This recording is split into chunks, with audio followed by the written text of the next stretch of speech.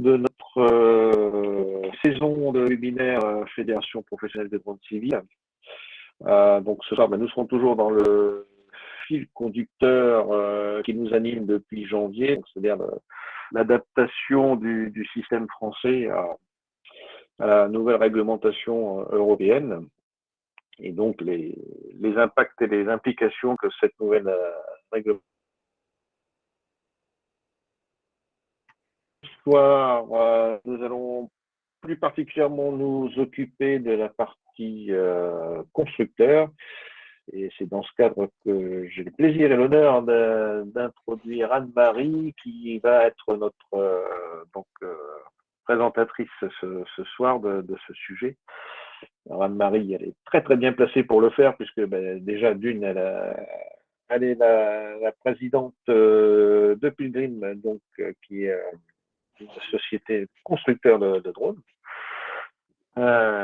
Et en plus, donc, elle est également membre de moult groupes de travail et de représentation, que ce soit au niveau national ou européen. Donc, elle va avoir la capacité de nous faire une présentation globale et très, très documentée sur ce sujet épineux qui est le sujet des constructeurs.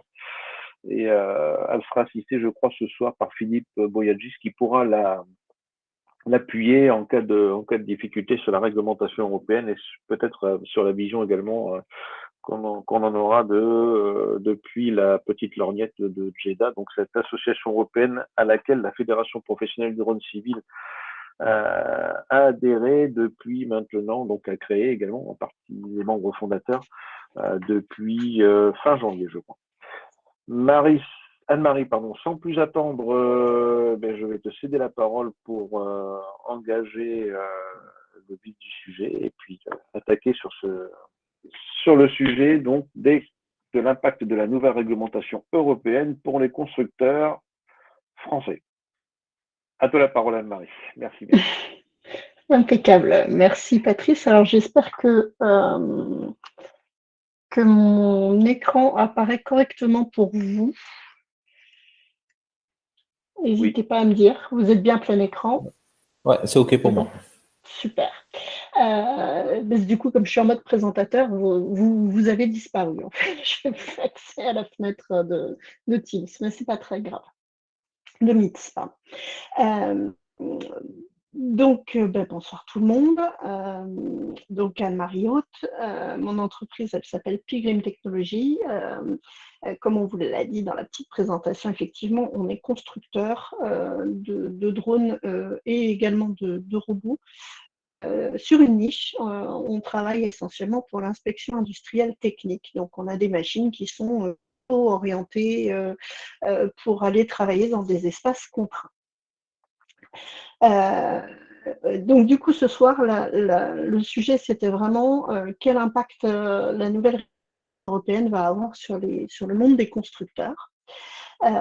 Et effectivement, je suis partie prenante de beaucoup de groupes de travail, que ce soit en France avec le CDC, puisque je coanime le sous-groupe SORA du GT qui traite globalement. Je suis également membre de deux groupes différents au sein de JARUS, donc qui exemple la SORA ou les PDRA, également au niveau de l'EA, de l'AESO, de la SDSTAN, qui sont des groupes qui permettent d'écrire les futures normes. Ça ne veut pas dire pour autant que je les connais toutes par cœur, parce que des groupes de travail, malheureusement, il y en a à peu près autant que de modèles de drones. C'est d'ailleurs à mes yeux un peu un problème, puisque du coup on se retrouve avec plusieurs types de règlements et que on a hâte de savoir lequel gagnera à la fin. C'est le cas par exemple actuellement en France, puisqu'on a deux niveaux de réglementation qui cohabitent, puisqu'on a un début de réglementation européenne qui est implémenté en même temps que la persistance de nos scénarios nationaux historiques. Et je pense que ça n'aide pas du tout à la clarification des choses. Je vais reprendre rapidement cette slide que je trouve très intéressante qui vous présente du coup le Conseil des drones civils et qui vous explique qu'il y a un collège constructeur et un GT d'ailleurs constructeur qui a failli mourir il n'y a pas très très longtemps parce qu'il était trop rattaché à la longue élongation, mais qui vient de renaître de ses cendres et qui est à nouveau très actif parce qu'on considère qu'on a encore plein de choses à faire et à apporter au sein du Conseil des drones civils. Pour que vous puissiez voir un petit peu qui vit dans ce groupe des constructeurs. Et effectivement, on se rend compte que c'est des noms qui sont assez connus, mais qui pour autant ne sont pas les plus connus du genre, puisque tout simplement les gens les plus connus sont souvent les opérateurs, plus que les constructeurs.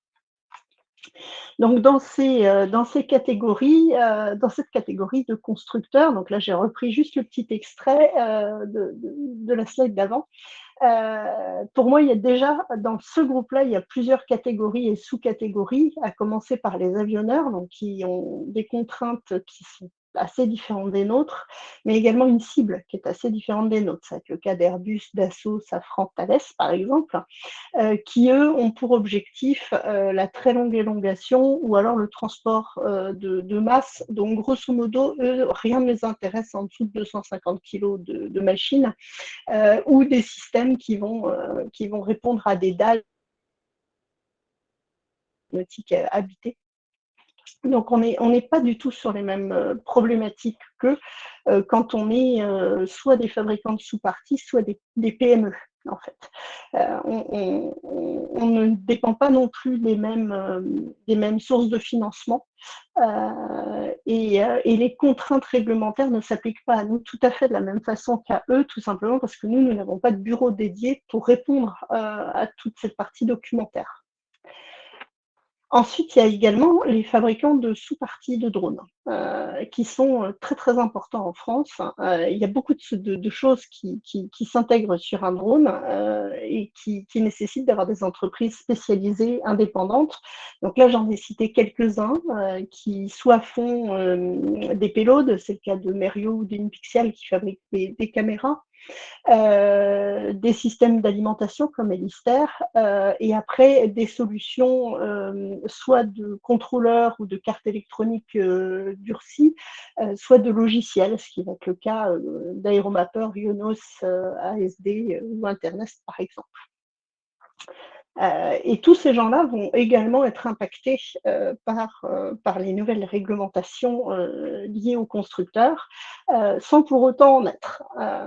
Donc c'est des gens avec qui un constructeur de solutions, par exemple, peut passer des accords pour intégrer leurs solutions. Et ça, c'est une notion très importante parce que vous allez voir dans la nouvelle réglementation, il est possible d'aller chercher des niveaux de sécurité et des sales sur des sous-parties et en faire bénéficier le système drone final, en fait. Donc, on peut améliorer la sécurité de sa solution, par exemple en allant faire appel à un contrôleur de vol Aéromapper ou alors à une carte électronique Internet qui va nous permettre de garantir la précision du posé de sa machine.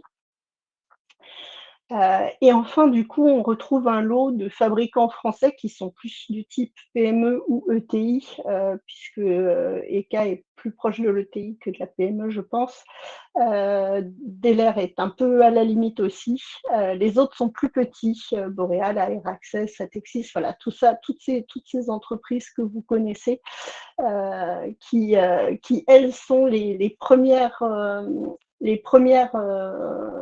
entreprises qui vont devoir implémenter les nouvelles réglementations, sans forcément pour autant avoir ni de formation pour le faire, ni de personnel dédié à ce type de nouvelles contraintes.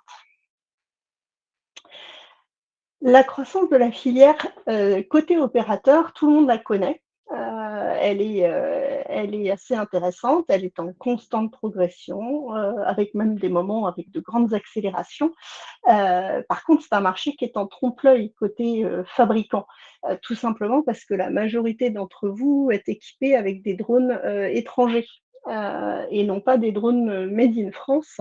Et donc, les constructeurs français, eux, répondent essentiellement à des marchés de niche qu'on va trouver beaucoup chez les militaires, l'industrie et l'agriculture. C'est vraiment les 3 domaines dans lesquels on trouve les marchés de niche. Et du coup, c'est assez intéressant de les remettre en perspective avec les usages que l'on trouve actuellement en France, où on voit effectivement l'agriculture qui est présente, mais par contre, on n'y voit ni les solutions militaires, puisque les militaires, il faut savoir qu'ils n'ont pas que des machines dédiées militaires, hein, ils s'équipent aussi beaucoup sur étagère avec des produits qui sont identiques aux vôtres.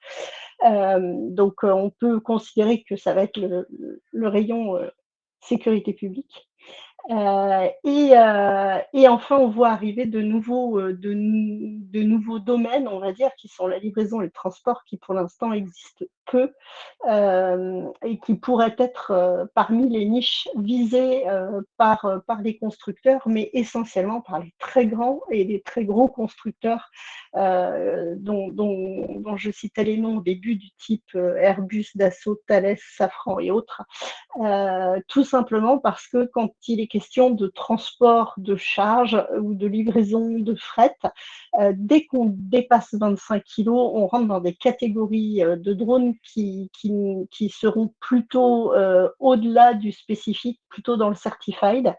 Et tout ce qui va être certified va nécessiter un tel niveau de sécurité, notamment sur les machines, et une telle vérification de sécurité sur ces machines qu'il semble assez compliqué pour une petite entreprise de pouvoir y répondre.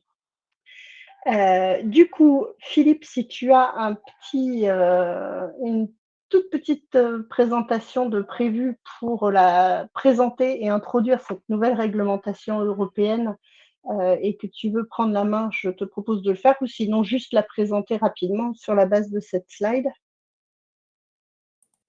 Alors, je peux faire sur la base de cette slide, oui. Bonjour à tous. Merci Anne-Marie. Donc, au niveau, mais je vais aller vite parce que je pense que la plupart d'entre vous connaissez tout ça, peut-être un peu moins les dernières dates qui ont changé. Au niveau des modes d'intervention dans le cadre de la réglementation européenne, vous pouvez depuis 2021 intervenir en open. Vous pouvez depuis 2021 continuer à opérer en catégorie spécifique en utilisant les scénarios nationaux et vous allez pouvoir le faire jusqu'à la fin de l'année 2022. Vous pourrez le faire même jusqu'à fin 2024, mais à partir de début 2025, de manière optionnelle, vous pourrez commencer en catégorie spécifique à travailler en scénario européen. Alors évidemment, travailler en scénario européen, ça veut dire, et là on rejoint le thème d'aujourd'hui, utiliser des drones de classe.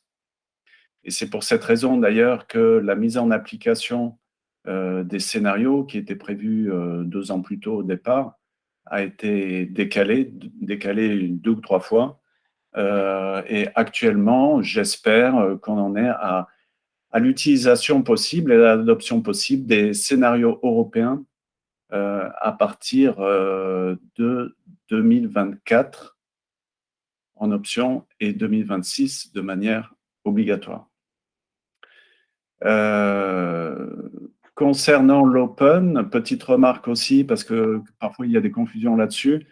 L'open, on est actuellement dans une période transitoire, donc qui vous permet d'utiliser des drones qui ne sont pas des drones de classe, mais du coup, avec des possibilités un peu restrictives au niveau des utilisations, en termes de masse, en termes de distance par rapport au tiers. Et donc, si vous connaissez les conditions de l'open définitif, à ces conditions, vous ne pourrez les adopter qu'à partir de 2024, qui sera également la date à laquelle, on l'espère, seront disponibles les drones de classe correspondant à l'Open.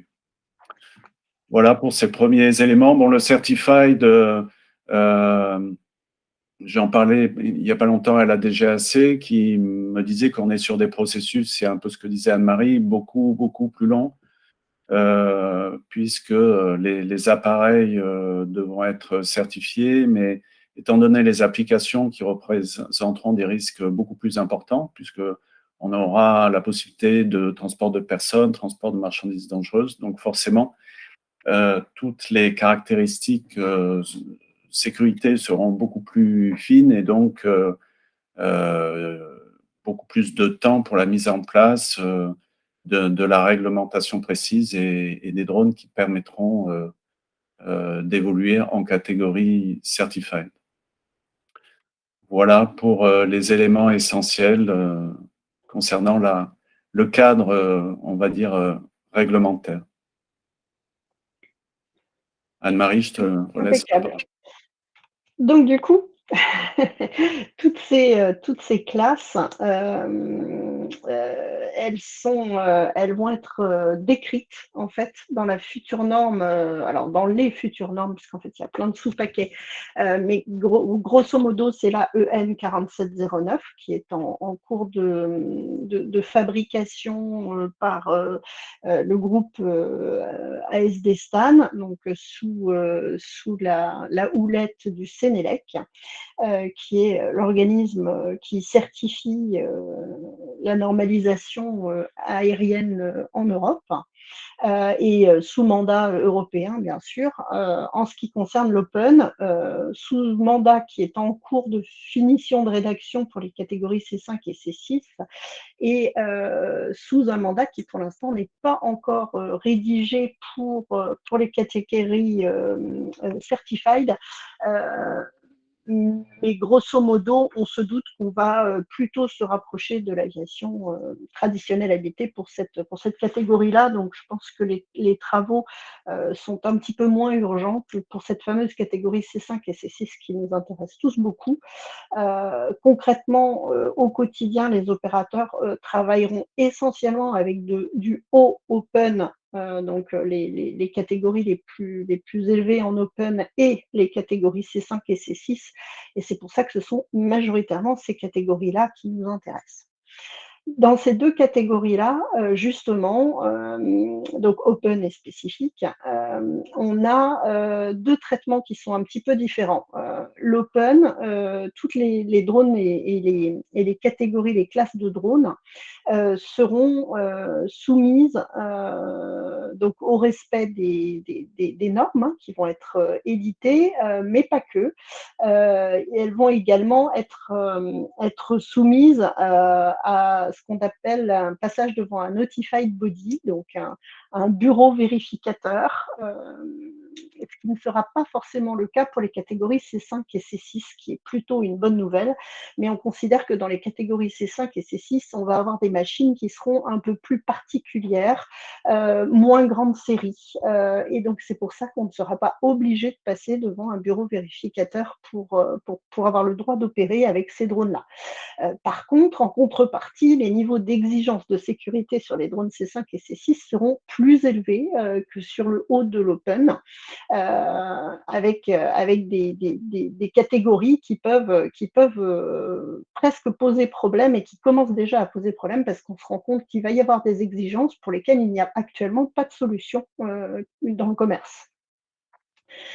Dans la catégorie open, j'ai été un peu plus pessimiste que Philippe parce que j'ai tout calé en 2026 pour l'obligation d'exécution, même si l'open a déjà commencé et qu'on sait que 2024 devrait être la vraie date. Toutefois, tout n'a pas encore été écrit en termes de normes et donc je sens que 2024 va déjà être une date difficile à tenir pour l'open. Et c'est donc pour ça que j'ai préféré tout de suite caler 2026 pour tout le monde, parce qu'à partir de 2026, on est sûr et certain par contre qu'il faudra absolument que 100 des machines, qui sont utilisées répondent aux attentes normatives de l'EN 4709. Actuellement sont, déjà, quasiment finis d'écrire, les sous-parties, Geo-Awareness, Light, donc lumière, Geocaging et FTS, donc switch. Ce qui est déjà plutôt une assez bonne nouvelle. Ça veut dire que ce sont des documents, qui ont déjà été, communiqués pour commentaires en public, et que donc vous pouvez vous fournir et pour aller voir de quoi ils retournent et valider que les machines que vous utilisez au quotidien pourront effectivement obtenir les classes, les différentes classes que vous espérez pouvoir obtenir. Par contre, sur les catégories C5 et C6, il y a des travaux qui n'ont même pas du tout débuté. Dedans, on sait quel type d'exigence on va trouver. La hauteur de vol va être différente de l'open, les vitesses de déplacement, il va y avoir plus de contraintes au niveau de la robustesse du signal commande-contrôle. Les contrôleurs de vol vont devoir être beaucoup plus exigeants avec du contrôle d'erreur, pareil, contrairement aux catégories open. Et donc, du coup, on va se retrouver avec des drones et des niveaux de sécurité beaucoup plus élevés, tout simplement parce qu'en C5 et en C6, on va aller s'adresser à des sales plus élevés. Alors, je ne sais pas si tout le monde est très familier avec la notion de sale, c'est le niveau de risque en fait d'une opération de drone.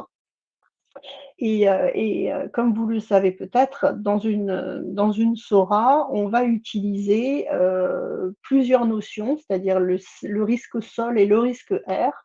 On va rentrer ces deux valeurs-là, suite à une analyse de risque réalisée par l'opérateur dans un tableau croisé qui va nous indiquer le niveau de sale de l'opération. En fonction du niveau de sale de l'opération, il faut savoir qu'en France, la DSAC, puisque ce n'est pas la DGAC qui traite les dossiers, mais bien la DSAC, n'a pas l'autorité au-delà d'un sale de 3. Un sale de 3, c'est très vite arrivé. C'est un vol en zone peuplée, par exemple. On est très très vite en sale de 3 si on ne peut pas garantir une zone d'exclusion au sol suffisamment grande. Et donc, autant dire qu'en ville, c'est quelque chose qui arrive vite, puisque c'est quand même très très difficile de pouvoir garantir des zones d'exclusion strictes dans une zone urbaine dense.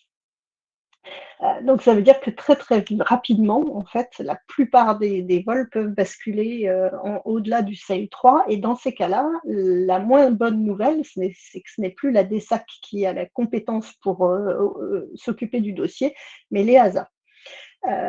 Les ASA directement, ça veut dire un dossier à compléter en anglais, ce qui est une première mauvaise nouvelle pour beaucoup d'opérateurs. Ça veut dire des délais d'instruction qui sont extrêmement plus élevés que les délais des SAC après lesquels on a déjà tous l'habitude de râler un peu. Et ça veut dire surtout un coût, puisque autant une SORA déposée en France, c'est quelque chose de gratuit, pour le moment en tout cas, autant auprès de l'EASA, quand vous voulez déposer une demande, une SORA ou alors un design verification, ce sont des opérations payantes et chères. Donc ça veut dire que toutes les opérations au-delà d'un sale de 3 risquent d'avoir la vie assez courte tant que tous ces travaux sur les futures normes des éléments ne seront pas finis et qu'on ne pourra pas faire baisser mécaniquement les sales en ajoutant des systèmes de sécurité qui seraient eux-mêmes validés. Le fait de repousser régulièrement, de reporter régulièrement la sortie et l'application de toutes ces réglementations, d'un point de vue de constructeur, c'est un mauvais signal. tout simplement parce que, comme vous tous, on a un plan de trésorerie, on a une vision qu'on doit indiquer à tout le monde, à nous les premiers d'ailleurs, à 2 ans, 3 ans, 5 ans. Et quand les travaux ont débuté en 2020, on nous avait annoncé que la plupart, déjà que toute la partie open serait disponible dès 2022, que le spécifique serait OK pour 2023 au plus tard, etc., etc. Résultat, on est nombreux à avoir bâti nos stratégies de développement sur ces deadlines-là, même si on les avait rallongées un peu en disant « Ah, ils seront un peu en retard ». On ne s'attendait pas à la mauvaise surprise du dernier report dont on a eu droit il y a quelques semaines, qui nous annonce 2026. Alors, d'un point de vue d'opérateur, ça peut être plutôt une assez bonne nouvelle, puisque ça veut dire qu'on peut continuer à utiliser ces machines plus longtemps. Par contre, c'est exactement l'inverse du côté des constructeurs, puisque du coup, nous, ça nous rallonge le temps d'exploitation des machines, mais donc surtout du support de ces mêmes machines. Ça nous ralentit aussi, puisque tout ce qu'on espérait pouvoir faire valider comme étant conforme à la future réglementation sur nos machines, eh bien, pour l'instant, on ne peut pas. Les machines, pour pouvoir les faire voler en France, on est obligé de répondre à une documentation assez importante. Et le problème, c'est que tous ces dossiers-là, qui prennent du temps à rédiger, eh bien, ils étaient un peu on hold depuis 1 ou 2 ans. Il n'y avait plus trop de nouveaux modèles qui sortaient, tout simplement parce qu'on disait, de toute façon, au pire, en 2024, de toute façon, les machines, on sera obligé de refaire des dossiers complets aux normes européennes. Donc, on ne va pas s'embêter à faire homologuer aujourd'hui un design de machine, puisque elle aurait une durée de vie trop courte. Sauf que ce nouveau report jusqu'en 2026 change énormément la donne. Et quand on est constructeur et qu'on est aujourd'hui en 2022 à se dire que sa machine va devoir être poussée jusqu'en 2026, techniquement, on va être à la ramasse. Donc, ça va nous obliger à redéposer des nouveaux dossiers intermédiaires pour avoir des machines qui, techniquement, continueront à être avec les dernières implémentations qui existent, les derniers niveaux de sécurité qui existent, tout en sachant que par contre, on ne pourra amortir le coût de ces homologations de type que sur 4 ans au lieu de 6 à 10 ans comme on le faisait les autres années. Donc, toutes ces choses-là, eh bien, tendent à un peu épuiser les trésoreries des constructeurs qui vont avoir des temps beaucoup plus courts pour amortir le coût du dépôt des dossiers de conception de type. Ça bouscule aussi forcément les prévisionnels et avec toutes les notions d'investissement qu'on aurait pu prévoir. Et ça repousse également les dates auxquelles on va enfin savoir à quoi nous allons devoir nous attendre pour pouvoir faire un design verification. Et donc, du coup, toutes les demandes d'accompagnement ou tous les prévisionnels d'investissement qu'on dépose aujourd'hui, on les fait un peu au doigt mouillé, puisqu'on n'a qu'une vague idée de ce qu'on nous demandera en 2026 comme niveau d'exigence au niveau de la production des machines. Clairement, on va dans le sens d'une industrialisation, ce qui est forcément une bonne nouvelle, puisque industrialisation, ça veut dire aussi professionnalisation. Mais par contre, ça sous-entend de la traçabilité, de la qualité, du test. Actuellement, on est en train de nous parler de 400 heures de vol pour pouvoir valider une machine en C5, C6. 400 heures de vol, c'est énorme en fait. Ce ne sont pas 400 heures sur un simulateur, hein, ce sont 400 vraies heures de vol. Donc ça veut dire une personne qui va être embauchée pendant 4 mois à ne faire que ça. C'est donc un coût qui est fort. Si ce coût fort doit être amorti en moins de 4 ans, puisqu'on nous parle d'une nouvelle date en 2026, ça commence à être très compliqué. Vous le voyez bien au niveau de la boucle vertueuse du coût des machines made in France. Donc, parmi nos risques Sur l'open, ça va être le fait de se retrouver confronté à faire valider nos machines par un notified body. Notified body qui, pour l'instant, est une notion encore un peu vague. On ne sait pas exactement si c'est une entreprise privée à qui la DGAC ou la DSAC aurait confié la mission de valider les machines, ou alors si ce sont plutôt des centres du type Bureau Veritas ou Intertech Velosi, enfin ce genre de bureaux de contrôle qui existent déjà, qui ont déjà pignon sur rue, qui seraient missionnés pour valider les documentations techniques des machines. C'est une question qui est fort intéressante, tout simplement parce qu'il va falloir qu'il y ait un échange, forcément, entre les constructeurs et ces notified bodies, avant même que ce soit mis en place, c'est-à-dire avant 2026. Et donc là, on se retrouve avec une deadline qui est très très courte en fait, pour avoir le temps de discuter avec eux et de valider comment vont se passer les opérations, qui est-ce qui rédige les tests, comment est-ce qu'on décide, par exemple, que c'est tel test qui sera plus efficace qu'un autre. Est-ce que c'est le constructeur qui doit être force proposition vis-à-vis du notified body en lui disant moi je vous propose de réaliser par exemple, tout simplement les tests d'autonomie sur les machines, comment est-ce qu'on les fait? Est-ce qu'on les fait en soufflerie climatique? Est-ce qu'on les fait en extérieur? Si on les fait en extérieur, on les fait avec quelles conditions de vent? Avec quelle température à l'extérieur? Est-ce qu'on peut garantir que ces conditions sont constantes du début à la fin du test? Est-ce qu'on le fait avec un drone qui va se déplacer, qui va porter une charge, etc., etc. Ça fait énormément de questions qui vont être plus ou moins traitées dans l'EN et dans les sous-parties, mais plus ou moins, c'est-à-dire qu'il reste toujours une grande partie de négociations possibles entre les constructeurs et ces fameux notified bodies. Donc vous voyez que là, la timeline qui paraissait longue d'ici 2026, d'un seul coup vient de se raccourcir énormément, puisqu'on ne sait pas qui sont ces notified bodies. Pour l'instant, seuls quelques groupes de type, alors je crois de mémoire qu'il y a le Velosi et le TUV et le Bureau Veritas qui se sont portés, qui ont porté intérêt auprès de la DSAC pour réfléchir à ce sujet-là, ce qui ne veut pas dire que les trois proposeront de le faire, probablement d'ailleurs pas, il y en aura peut-être un, peut-être deux maximum. À quel coût? Combien est-ce que ça va coûter à un constructeur de faire valider le design de sa machine par un notified body? Actuellement, c'est gratuit.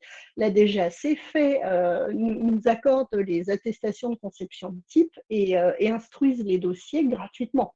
Ça ne sera plus le cas quand ce sera une entreprise privée qui s'en chargera. Et donc, du coup, ce coût-là, on n'a absolument aucune idée de ce qu'il sera.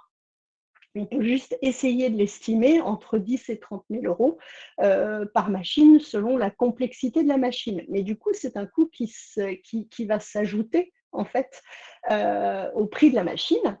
Alors, quand on s'appelle DJI et qu'on sort 100 000 machines, répartir 30 000 euros de coût sur ces 100 000 machines, c'est une chose. Mais quand on s'appelle, par exemple, Pilgrim Technologies, puisque moi je connais mes chiffres, et que je vais fabriquer 120 machines dans l'année, vous vous doutez bien que les 30 000 euros reportés sur mes 120 machines, on va le sentir beaucoup plus passer.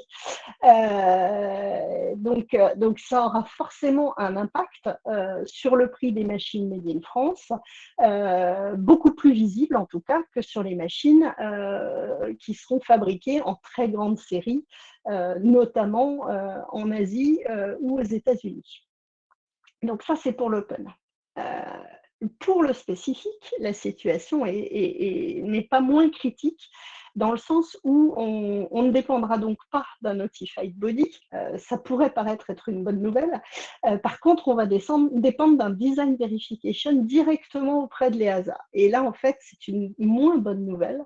Le coût semble plus élevé. Et pour l'instant, il est totalement impossible de le connaître et les délais semblent également extrêmement fluctuants. Pour vous donner une idée, actuellement, il y a 3 entreprises françaises qui ont déposé des design verification auprès de l'EASA. Aucune pour un drone complet, pour la simple et bonne raison que la norme n'est pas encore écrite. Donc, on ne peut pas pour l'instant déposer de design verification pour la totalité d'un drone. On est obligé d'attendre que tous les sous-documents de l'EN soient publiés. Par contre, pour l'instant, il y a 2 demandes sur des systèmes FTS, puisque ceux-là ont déjà été publiés, et un pour un système de parachute. Ces 3 demandes-là ont été déposées entre le mois de mai et le mois de juin 2021. Aucune des 3, pour l'instant, n'ont obtenu le design verification. Donc, ça veut dire qu'on est à plus de 8 mois de traitement de dossier. Actuellement, ces 3 entreprises ont toutes respectivement payé à l'EASA entre 15 et 50 000 euros pour des documents qu'ils n'ont pas. Donc ces coûts et ces durées-là semblent très effrayantes en fait quand on est constructeur de machines. Parce que si on ne connaît ni la durée, ni le coût à faire reporter, on est totalement incapable d'estimer le prix de la machine. Et ça, c'est un autre danger qui est extrêmement fort pour les constructeurs français. C'est donc un autre point de vigilance sur lequel, malheureusement, pour l'instant, on a relativement peu de prise. À part cette possibilité de discuter, de négocier et surtout de mettre un maximum de remarques sur les documentations qui sortent de la part de l'EASA. Comme il y a très récemment eu un MOC qui était sorti et qui était relativement inacceptable en fait pour les constructeurs et à terme du coup pour les opérateurs et qui avait des contraintes beaucoup trop fortes pour tous et sur lequel on a eu un beau regroupement en fait de personnes qui se sont élevées contre ce MOC de façon à le combattre. En ce moment, on en a un autre qui est dont la date de commentaire était fixée à aujourd'hui. Alors il faut savoir en plus que les ASA aiment bien sortir des documents un peu complexes avec une date de commentaire très courte. En général, on a 15 jours entre la publication et le moment où ils ferment les commentaires. Tout ça pour ne pas en recevoir beaucoup trop et être sûr que ça puisse être gérable. Par contre, derrière, ça semble quasiment impossible que toute la communauté ait le temps de lire, de réfléchir, de se réunir pour discuter, fixer la position française tout simplement. Ce qu'on fait au sein du GT 800D sur tout ce qui est normatif, mais voilà, le rythme de réunion des GT ne correspond pas du tout au rythme de sortie d'un MOC et son temps de commentaires. Donc voilà, on se retrouve très régulièrement avec des documents qui sont censés nous aider, nous aiguiller sur certains points, mais qui au final ne nous donnent pas le temps forcément de nous retourner. Typiquement, le dernier qui était donc en consultation jusqu'à aujourd'hui pour les commentaires, c'est celui qui définit que pour pouvoir valider la sécurité, le niveau de sécurité d'une machine, il va falloir prouver 400 heures de vol. Vous vous doutez bien que c'est quelque chose qui ne sera pas un problème pour une marque comme DJI qui a la possibilité de sortir 10 machines et de mettre 10 salariés en face pour faire ces 400 heures de vol en un mois. Pour une entreprise qui compte 15 ou 20 salariés, c'est une toute autre affaire, un tout autre budget, puisque du coup, ça correspond à peu près à 4 mois de travail plein temps pour une personne avec une machine que de voler 400 heures pour pouvoir sortir des statistiques de sécurité des vols. Donc une fois de plus, c'est une méthode qui aura un impact beaucoup plus fort sur un petit constructeur que sur une grosse machine qui a déjà des moyens industriels. Pour mémoire, chez DJI, il y a énormément de chercheurs, il y a surtout un service qualité, il y a un service traçabilité, il y a tout un système de bandes test, hein, alors, ce qui permet de garantir la sécurité de ces machines-là, mais on se retrouve, quand on est un petit constructeur de solutions sur mesure, à devoir présenter le même niveau de sécurité que sur ces grosses structures avec beaucoup de salariés. Ce qui est une bonne chose pour la sécurité et la confiance que l'on peut accorder à son appareil, mais c'en est une moins bonne en termes de coûts sur les machines. Et ça nous pousse à continuer de placer malheureusement le Made in France plus cher que du Made in China sur le tableau des coûts d'achat de machines.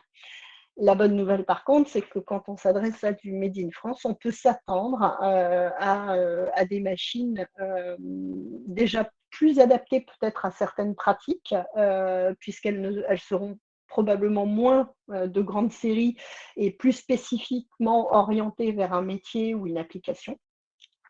On peut également avoir un lien plus direct avec le constructeur et donc éventuellement même pouvoir envisager des modifications pour adapter encore plus la machine à son usage. Des plus grandes facilités probablement pour faire la maintenance et l'entretien et voire la réparation de ces machines. Et enfin, une garantie de sécurité de la data collectée et de l'usage qui en sera fait, qui est tout autre que quand on s'adresse à des machines américaines ou chinoises. Voilà donc un tour d'ensemble, un point qui est alors malheureusement pas hyper positif, vous vous en êtes peut-être rendu compte dans mes propos, vis-à-vis de cette nouvelle législation, point qui pourrait être certainement plus positif si on n'avait pas un suspense sans fin où on voit tous les 6 mois la date d'application définitive repoussée de 6 mois à 1 an de plus, qui ne fait que faire durer en fait un suspense pas très très positif pour nous.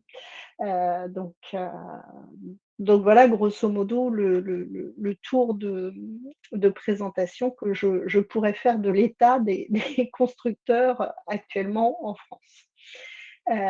Maintenant, ce que je vous proposerais bien, c'est plutôt d'échanger, vu qu'en plus nous ne sommes pas très nombreux, ce qui est assez logique puisque des constructeurs, par rapport à la masse des gens qui travaillent dans le domaine du drone, eh bien on est assez peu nombreux, hein, une trentaine d'entreprises en France, constructeurs, plus une cinquantaine d'entreprises qui proposent des sous-ensembles. Au final, on est moins d'une centaine d'entreprises en France par rapport à plus d'un, je ne sais même plus les derniers chiffres, mais plusieurs milliers, à mon avis, d'opérateurs. Donc, c'est également normal qu'on ne soit pas si nombreux ce soir pour discuter de ce sujet-là. Et du coup, je vous proposerais bien de poser des questions, d'évoquer des cas concrets, qu'on puisse échanger ensemble sur ce sujet-là. Merci Anne-Marie pour cette présentation effectivement très complète, mais pas très optimiste. En tout cas, pleine d'incertitudes. Au moins, ça a le mérite d'être clair et puis d'annoncer ou de montrer à toute la filière, en tout cas les quelques personnes qui sont présentes ce soir. J'espère que ça sera relayé ensuite et que vous pourrez, je vous rappelle, revoir ce webinaire sur le site de la fédération puisqu'il est enregistré. Donc, vous pourrez vous en délecter et analyser tout ce qui a été dit plus tard ou le faire passer à certaines de vos connaissances. Donc effectivement, donc beaucoup d'incertitudes. Moi, j'ai une question pour ouvrir le bal, on va dire. Est-ce que tu sais si, notamment en termes de délai et de coût, les autres pays de l'Union européenne et les autres constructeurs de l'Union européenne sont dans la même situation que nous face à l'EASA notamment? Alors, j'ai échangé avec quelques autres constructeurs qui ont tenté également le design verification. Le résultat est à peu près le même pour tout le monde. C'est-à-dire que l'EASA n'est pas plus réactif que notre DSAC national, tout simplement parce qu'ils sont à peu près aussi nombreux, hein. Il faut savoir qu'à l'EASA, ils sont 5 dans le bureau, pour répondre aux demandes de toute l'Europe au-delà d'un seuil de 3. Donc autant dire que ça promet des moments d'embouteillage qui vont être catastrophiques si les choses ne fluidifient pas d'une façon ou d'une autre. Je connais une entreprise suisse et une entreprise belge qui ont également déposé des demandes de design verification avec le même résultat. À la simple différence, notamment pour certains pays que voilà, l'anglais est une langue peut-être plus facile pour eux. C'est le cas en l'occurrence de la société suisse qui est représentée un peu partout dans le monde et donc il y a plus de facilité que nous pour compléter le document. Vous avez peut-être déjà tous essayé de remplir une SORA, vous avez vu la difficulté et le côté un peu pointilleux qu'il peut y avoir sur le vocabulaire et sur certaines notions. Imaginez si en plus vous devez le faire en anglais, c'est vrai que ça ne simplifie absolument pas l'opération. Les gens en face au niveau de l'EASA sont attentifs, hein, ils sont très, très gentils, mais toutefois, tout comme la DSAC chez nous, si votre dossier ne répond pas exactement à leurs attentes, eh ben, vous allez devoir attendre longtemps pour avoir vos réponses. Et donc, si à chaque fois qu'on envoie une question, on perd 3 mois pour avoir la réponse et pouvoir faire la modification en espérant avoir compris la question, on se retrouve actuellement avec des délais supérieurs à 8 mois avec toujours pas de réponse, en fait, toujours pas de solution. Merci Anne-Marie. Je vois que Lilian a levé la main, donc la parole est à la salle. Et donc Lilian, si tu veux poser ta question, c'est à toi. Bonjour tout le monde. Oui, c'est très intéressant ce que tu dis, Anne-Marie. Par contre, le jour où les instances françaises, européennes vont dire stop, notamment à DGI, donc logiciel chinois, pour toutes les fuites de données qui pourraient partir on ne sait où, du coup, on n'aura plus de machine pour travailler finalement. Donc, on est en train de parler avec ce qui se passe dans le monde, de re-internaliser toutes les compétences en France et en Europe. Et on a l'impression que finalement, avec ces contraintes horribles que tu as bien évoquées, finalement, ça presque, on a l'impression qu'ils veulent tuer la filière avant qu'elle soit nette, qu'elle naisse, quoi. C'est ce qui nous pend au nez, finalement. C'est ce que les DJI ne peut plus vraiment être vendu aux États-Unis, par exemple. Et si les Français et les Européens font pareil, on va être coincés, on ne pourra plus travailler. Ça fait partie des risques. Il faut bien voir que globalement, dans le monde de l'aéronautique, le drone reste le vilain petit canard. Il n'est pas très apprécié. Il oblige des grands constructeurs très installés à réfléchir différemment et ça leur plaît pas forcément beaucoup. Quand on écoute attentivement le DG de la DGAC, on entend bien que clairement tout ce qui est pas de l'open, si ça pouvait être au-delà du CL3, ça l'arrangerait parce que comme ça, ce ne sont pas ces bureaux qui devraient le traiter. Donc, c'est vrai qu'on voit qu'on n'est pas dans un cadre extrêmement bienveillant et positif pour nos opérations de drone. Tout ce qui va être spécifique, tout ce qui dépend des SORA. Vous imaginez bien que s'il y avait moins de SORA, l'année dernière, ils en ont traité plus de 70 en France. Vous voyez le temps que ça leur a pris. C'est un service qui est gratuit.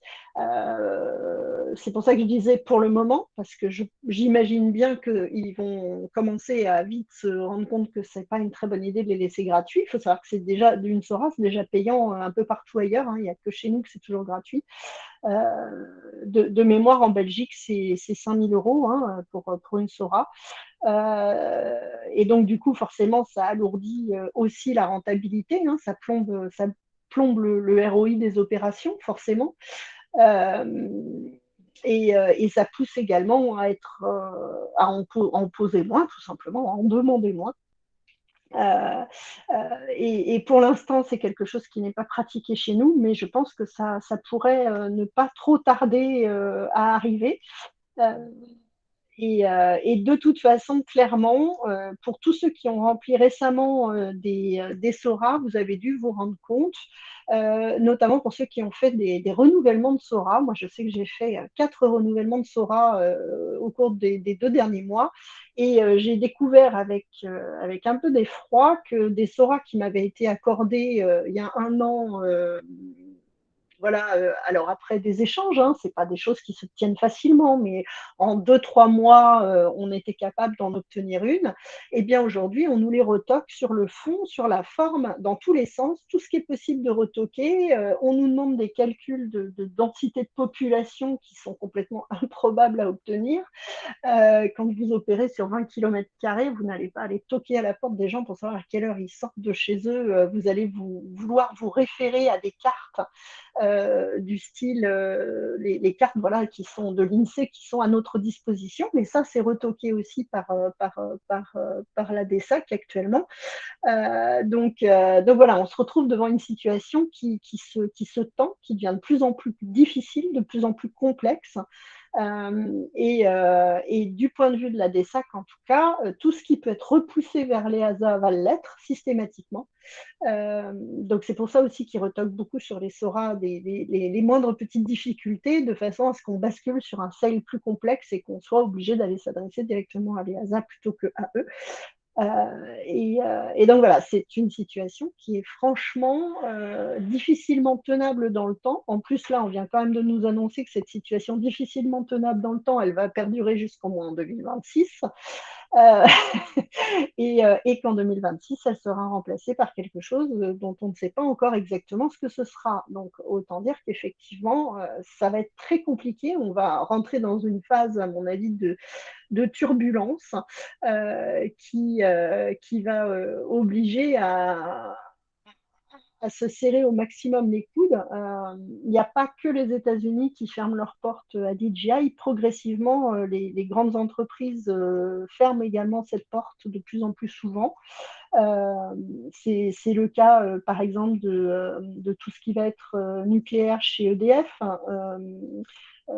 qui ne veut plus voir de DJI sur ses sites.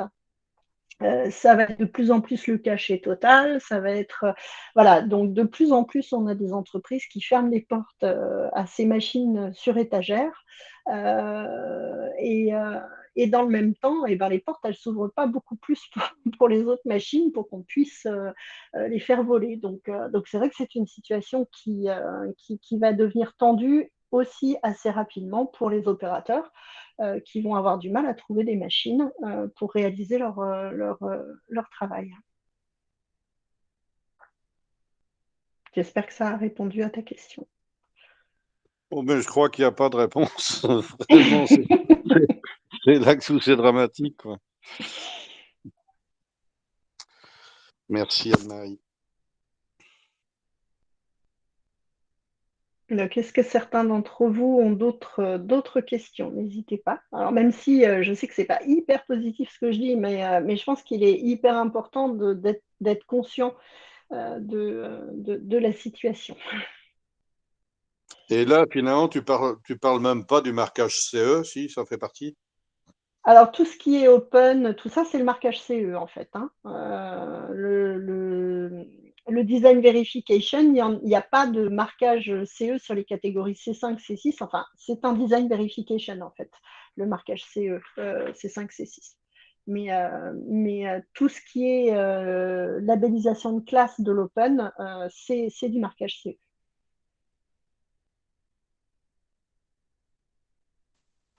Oui, Marie, je ne sais pas si tu pourras répondre toi ou peut-être quelqu'un d'autre. Est-ce que un constructeur peut s'appuyer sur les certifications des autres constructeurs qui proposeraient des éléments genre type autopilote ou logiciel ou des trucs de ce genre? Oui, tout à fait. C'est ce que j'ai brièvement évoqué tout à l'heure.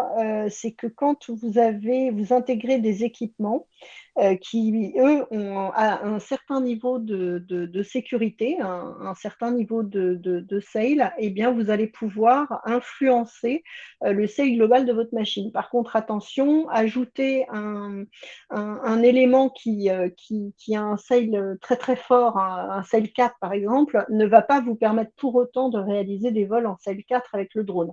Ça va vous permettre de monter un petit peu. Si votre machine, elle est par exemple de classe dans l'open, elle a une classe qui vous permet de faire du sale 2. Ajouter un contrôleur de vol qui a subi une dalle et qui vous permet de voler en sale 4 ne vous permettra pas avec ce drone-là de voler en sale 4. Éventuellement peut-être de monter à du 3, mais pas pour autant d'aller directement jusqu'au niveau total du système de sécurité. Et la même chose dans l'autre sens. Si vous vous retrouvez avec une opération avec un drone où vous êtes sur un sale 4, ce n'est pas parce que vous intégrez dessus des systèmes de sécurité de sale 2, enfin, qui vont vous permettre de descendre, que vous pourrez forcément descendre aussi bas que le système lui-même. Vous aurez toujours un petit effet de flottement. Donc, entre les deux. Après, vous pouvez aussi envisager d'additionner les systèmes de sécurité. Par exemple, rajouter et un FTS et un système de géofencing plus fort, avec une meilleure sécurité, on va dire, plus un contrôleur de vol plus robuste, avec de la redondance, etc., plus à la fin, vous allez pouvoir réaliser des opérations à plus fort risque. Mais ça reste compliqué et il faut rajouter beaucoup de choses pour avoir un vrai effet sur la classification de sa machine, pour la faire monter ou pour la faire descendre en termes de risque. Ça dépend dans quel sens vous êtes.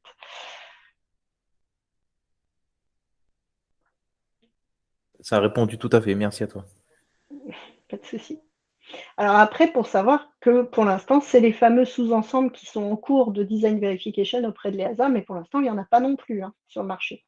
Donc, ça arrivera peut-être à un moment, ce que je disais tout à l'heure, à ma connaissance, pour le moment, il y a 2 FTS et un parachute qui sont en cours d'obtention de design verification, mais qui ne les ont pas encore. Donc, quand bien même, vous ne pouvez pas encore voler avec des machines qui auront un sale plus bas grâce à des équipements que vous auriez ajoutés sur vos machines. Et quand Et tu de parles même, de tout ça, finalement, c'est pour en tant que constructeur, c'est pour la vente de matériel. Est-ce qu'un constructeur qui fabrique ses machines, du coup, s'il ne les vend pas, enfin, ça n'a pas grand sens, mais s'il fait que les utiliser, est-ce qu'il est contraint finalement à toutes ces contraintes-là? Oui, de la même façon, puisque pour pouvoir utiliser son drone, s'il n'a pas de classe, il va falloir qu'il fasse une SORA. Et donc, du coup, il va falloir qu'il justifie comment il peut faire baisser le risque sur sa machine. Donc, au final, il est obligé d'avoir une machine qui est homologuée déjà, sinon il ne peut pas opérer avec, à moins de n'opérer que dans le cadre d'expérimentation et de tests d'essais de machines. Mais dans ces cas-là, tu sais bien qu'on ne peut pas faire beaucoup de choses avec. On est très, très, très limité. On doit voler dans des zones très particulières, avec des conditions très particulières, et on ne peut absolument pas travailler avec. La solution n'est pas pour un opérateur de devenir constructeur de sa propre machine, en tout cas.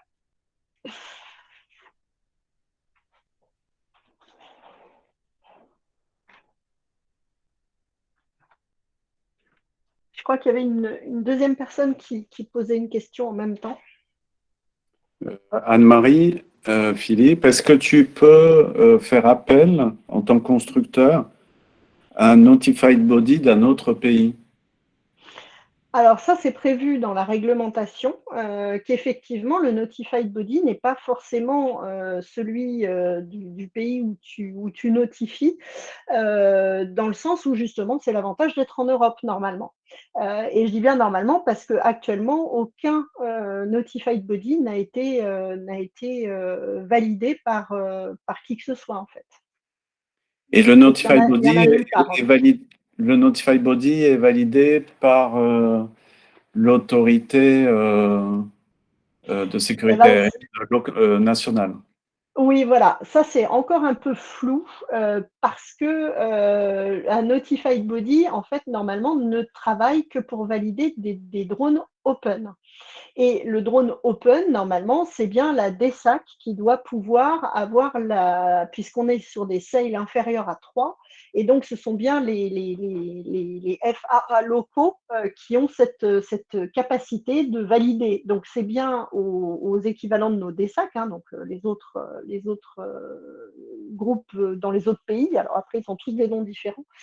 On va dire les DSAC locales qui ont la capacité de donner pouvoir à un notified body. Alors, comme je te le disais, soit une entreprise certificatrice, soit une entreprise privée à qui ils vont confier, comme ils le font actuellement avec certains centres de formation qui ont la possibilité de valider les acquis pratiques, et bien dans le même esprit, ils pourraient décider de donner à des entreprises privées la capacité de valider certains éléments sur des machines de façon à ce que les entreprises puissent obtenir des attestations de conception de type de la nouvelle version européenne, en fait.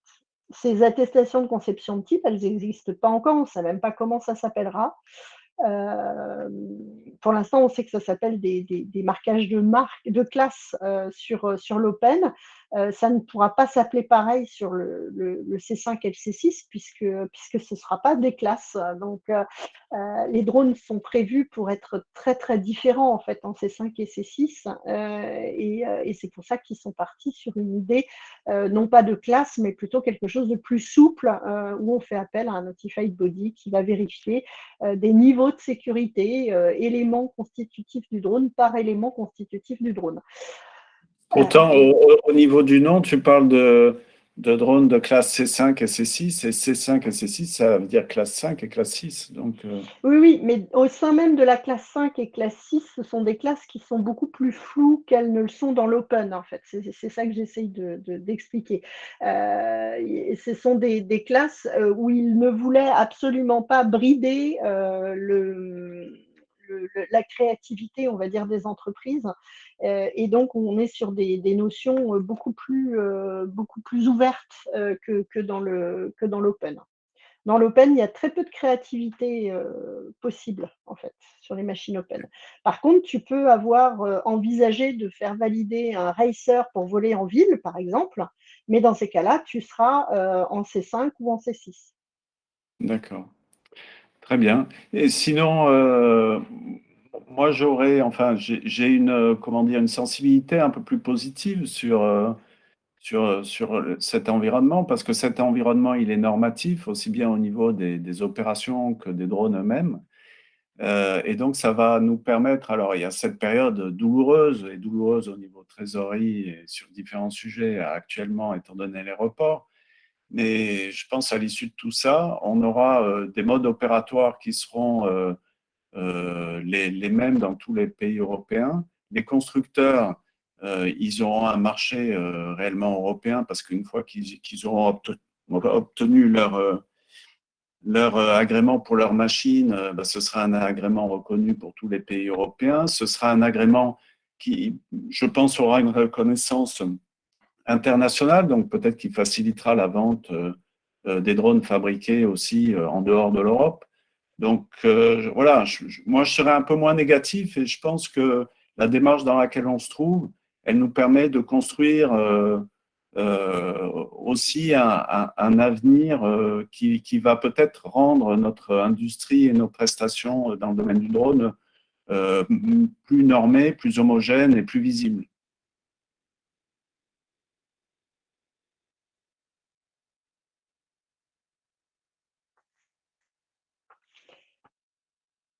Alors, je ne sais pas si c'est de mon côté, mais j'ai beaucoup de mal à comprendre. J'avais une conversation très hachée. J'ai eu beaucoup de mal à comprendre ce que tu disais. Ah, désolé. C'est le cas de tout le monde? Non, a Non, priori, mais Même ça vient d'Anne-Marie. non, c'est peut-être juste c'était peut-être chez moi, hein. Oui, oui, c'est tout à fait possible. Donc du coup, je ne vais pas commenter ce que tu viens de dire parce que je n'ai pas entendu la moitié de ce que tu as dit. Toujours est-il que pour moi, une fois que ce sera en place et que ce sera fonctionnel, il n'y aura plus d'angoisse. Mon angoisse, elle est pour 2022-2026. C'est vraiment cette période-là qui est une phase de transition qui est extrêmement floue en tant que constructeur, parce qu'on ne sait pas à quel moment exactement on aura les textes, combien de temps on aura pour les retranscrire et les appliquer, par exemple, sur nos machines. Donc, c'est exactement cette période-là qui représente quand même 4 ans. Donc, 4 ans au niveau d'un bilan d'entreprise, c'est monstrueux. Hein. Il suffit de 3 mois de choses qui ne se passent pas bien pour qu'une entreprise ne survive pas. Alors, imaginez 4 ans. Il peut s'en passer beaucoup de choses en 4 ans. Et donc, du coup, c'est vraiment cette période-là, moi, qui m'angoisse, en fait. Et je ne suis pas la seule à être angoissée par cette phase.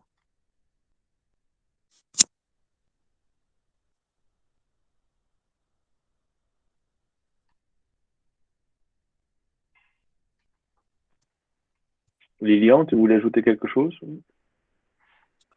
je ne sais pas si vous m'entendez, j'arrive plus à retrouver l'écran. Hein. Vous m'entendez? Si, on t'entend. Oui, maintenant on t'entend, ouais. Moi, j'arrive plus à tuer l'écran, donc à tuer le micro. Non, ben oui, mais je comprends Anne-Marie. L'autre jour, dans la conversation avec M. Marcoux, là, il disait, il y avait une question qui avait été posée, mais il faut faire quoi? Il faut acheter des machines? Il faut pas acheter des machines? Il faut attendre 1 an ou 2 pour acheter des machines, pour travailler?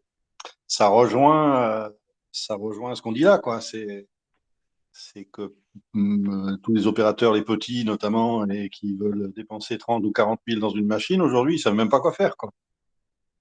Donc c'est en même temps, je comprends Philippe, toute la réaction qu'il a eue, c'est ouais, super, mais le temps de passer ça va être chaud, quoi. Ça va être très difficile, c'est sûr. Alors après, c'est normal aussi, ça fait partie de toutes les améliorations globales et les structurations de filières, hein, de passer par ces types de phases-là. Mais c'est vrai que ça va compliqué pour tout le monde, du coup également pour les opérateurs forcément, qui eux aussi ont des problématiques d'investissement sur des machines, à savoir s'ils investissent aujourd'hui, ils vont devoir l'amortir en combien? En 2, en 4, en 6 ans? On n'en sait pas grand-chose. Est-ce qu'une machine qu'on achète aujourd'hui ou qu'on achète dans 2 ans, on pourra encore l'utiliser et comment est-ce qu'on pourra encore l'utiliser? Puisque du coup, tout à l'heure, Philippe, tu parlais du fait qu'on peut encore utiliser certaines machines, mais avec des restrictions d'usage. Quelles seront ces restrictions d'usage globales? On nous les donne un peu au compte-gouttes et c'est vraiment cette notion de passage qui est complexe. Ça va dans le sens de la restructuration. Donc, on sait qu'il y aura des nouveaux arrivants et qu'il y aura des gens qui étaient là avant qui vont disparaître. Mais c'est vrai que c'est un petit peu compliqué parce qu'en tant que constructeur, en tout cas, on ne se sent pas très écouté par les autorités, clairement, puisqu'à essaye de faire une remarque, on a plutôt tendance à se retourner vers Airbus en demandant à Airbus ce qu'ils en pensent. Or, Airbus n'aime pas trop les petits drones, n'a pas de compétences sur le sujet non plus. Donc c'est vrai qu'on a un peu l'impression que nous, on a du mal à se faire entendre, en fait. Donc, c'est pour ça qu'on voit d'un très bon œil des organisations comme JEDA, notamment, qui vont permettre à plein de petits opérateurs un peu invisibles de peut-être réussir à se faire entendre par les hasards. Mais c'est vrai que c'est pas évident. Voilà. Enfin, il y a comme une bonne nouvelle dans le paysage, puisque le Conseil pour les drones civils va reprendre un peu son activité, semble-t-il, après la période Covid qui avait éteint l'institution. Et a priori, ça va redémarrer un peu. Donc peut-être y aura-t-il à nouveau une tribune ouverte, même si, comme disait Anne-Marie, effectivement, les discours ou les dialogues qui sont échangés dans cette arène ne sont pas forcément toujours bienveillant ou toujours ouvert à toute discussion. C'est vrai on a souvent été confronté à une problématique, c'est que les drones, on a été rattachés au GIFAS. Sauf que dans le GIFAS, il y a des grands fabricants d'avions habités et que eux ne considèrent absolument pas les drones des catégories que nous, on utilise. Ça ne les intéresse pas, voire plutôt, ils ont tendance à nous considérer comme des sortes de dangers publics qui n'ont aucune éthique morale concernant le vol et l'espace aérien. Des sortes de barbares. En tout cas, dans les réunions, on vit par moments où on a un peu l'impression d'être considéré comme ça. Et du coup, rien que pour vous donner un exemple, actuellement, aucune entreprise qui fabrique des drones n'est membre du GIFAS. Pour vous donner un exemple, Delair, qui pourtant est une entreprise avec un chiffre d'affaires dans le drone d'1,5 million, donc ce n'est pas une petite entreprise en France. Hein.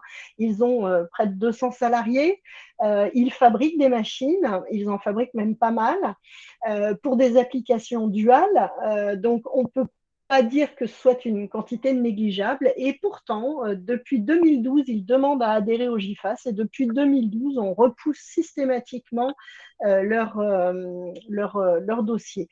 Donc, c'est vrai que c'est quand même assez attristant et on se dit que si eux n'arrivent pas à entrer au GIFAS, quand on est un constructeur avec un chiffre d'affaires beaucoup moins impressionnant et des machines beaucoup moins professionnelles, puisque voilà, on n'a pas tous un service qualité et une traçabilité au niveau de la leur. Et ben voilà, on voit bien qu'il y a une marche à franchir, mais qu'il n'y a pas grand monde pour nous tendre la main pour nous aider à la franchir.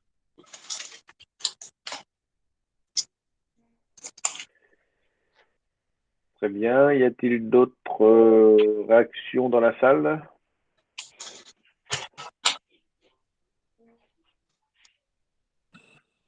Oui, excusez-moi, personnellement, j'aimerais intervenir là, après tout ce qui vient d'être dit. On est des fabricants de drones, on vient d'un background aéronautique, c'est-à-dire qu'on a travaillé dans l'industrie aéronautique. Et quand on a décidé de créer la société, on a mis comme must, comme devons faire, le fait d'avoir la certification EN 9100. On a obtenu.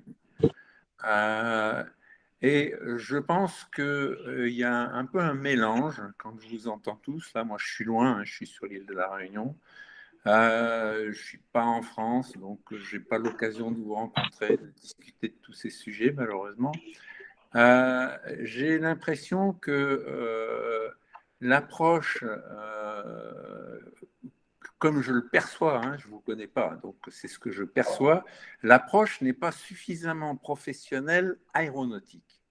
Je ne dis pas que vous n'êtes pas des professionnels, mais là où je trouve que le bas blesse dans vos propos, c'est le fait que vous dites, ben voilà, on nous impose ci, on nous impose ça. Alors, ça fait plus de 30 ans que je travaille dans les drones.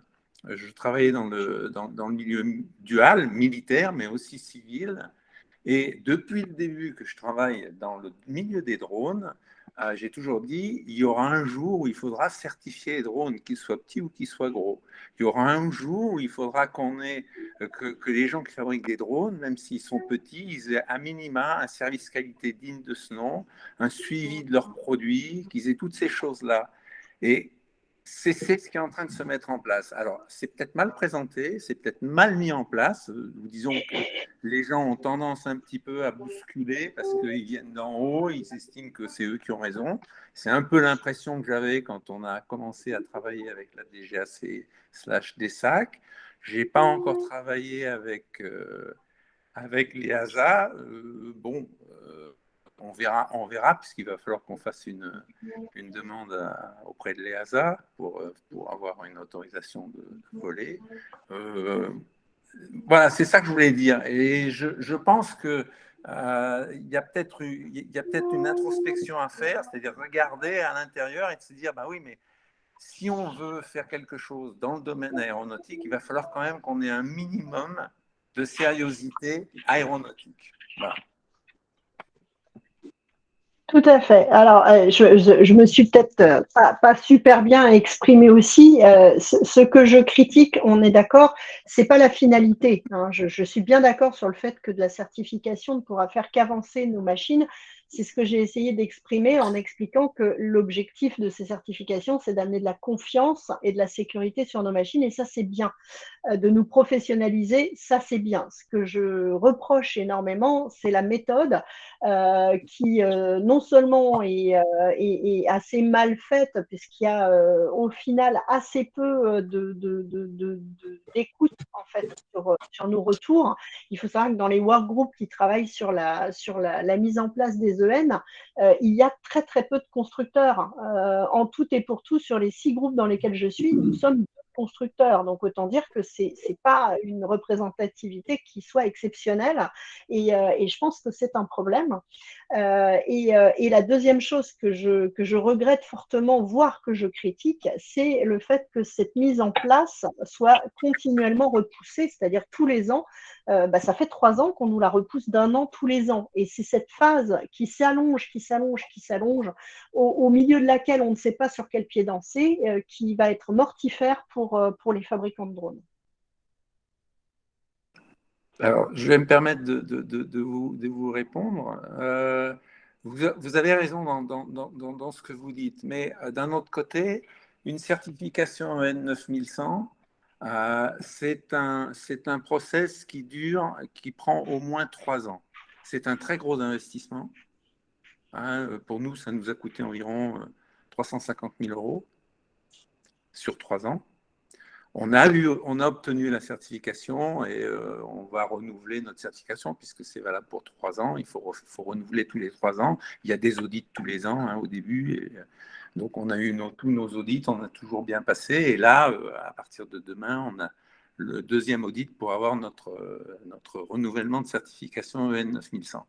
Je pense que c'est vrai que c'est très, très lourd. C'est très difficile. J'ai, depuis l'installation l'implémentation, on dit en anglais, je ne sais plus comment on dit en français, depuis qu'on oblige les sociétés à avoir la norme ISO, qui a commencé par ISO 95, je crois, et puis après il y a eu jusqu'à maintenant, on est à ISO 9001. C'est extrêmement perturbant pour une société. Et plus la société est grosse, plus c'est perturbant pour la société, surtout si elle n'a pas déjà en place un minimum de